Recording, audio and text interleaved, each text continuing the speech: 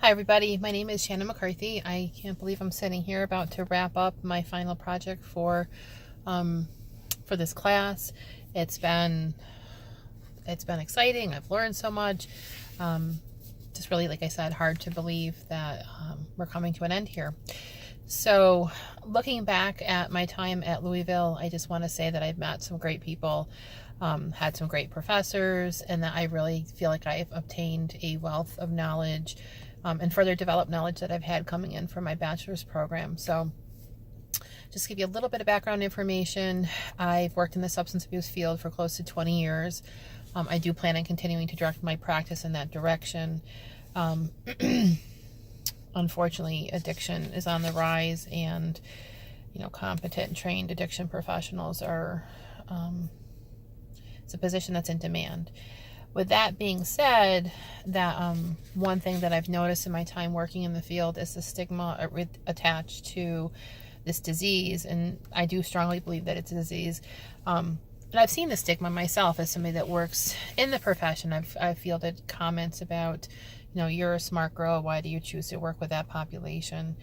I just think it's sad because stigma really has the power to keep people that are sick, and it puts people in a bucket, and they're no longer seen as the individuals that they are with, the positives and strengths that they bring. You just are classified as your disease. So as part of my advocacy project, I've created a PowerPoint that I've actually presented to several hundred people at this point, at the medical center where I work, talking about addiction and how we need to change it, just starting with the language that we use and how we associate those people as actually being our loved ones and our friends and our neighbors. And I really enjoy doing this advocacy project and trying to bring some social justice and just acceptance, basic acceptance for that population. And research does support that treatment works. However, people often don't get the help that they need because of the stigma attached to it. So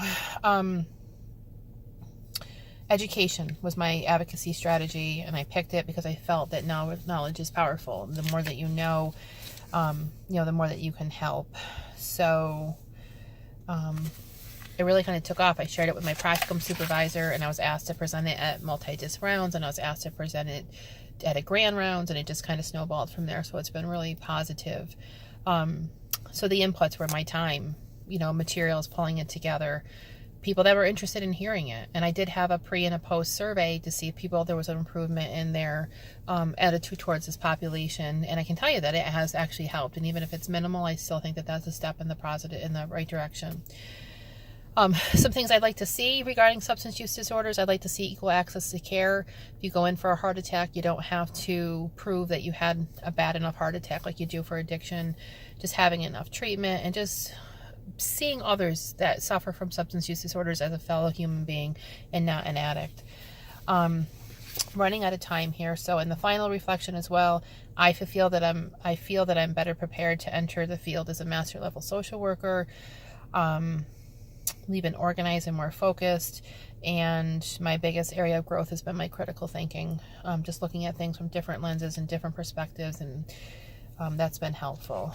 So looking forward to the next journey and seeing where I go, and continuing to use these advocacy skills to work to lessen the stigma for this population and getting people equal access to care and the treatment that they deserve. I wish you all the best. I'm really excited, like I said 3 times now, that we're coming to an end with this. So thank you. Take care.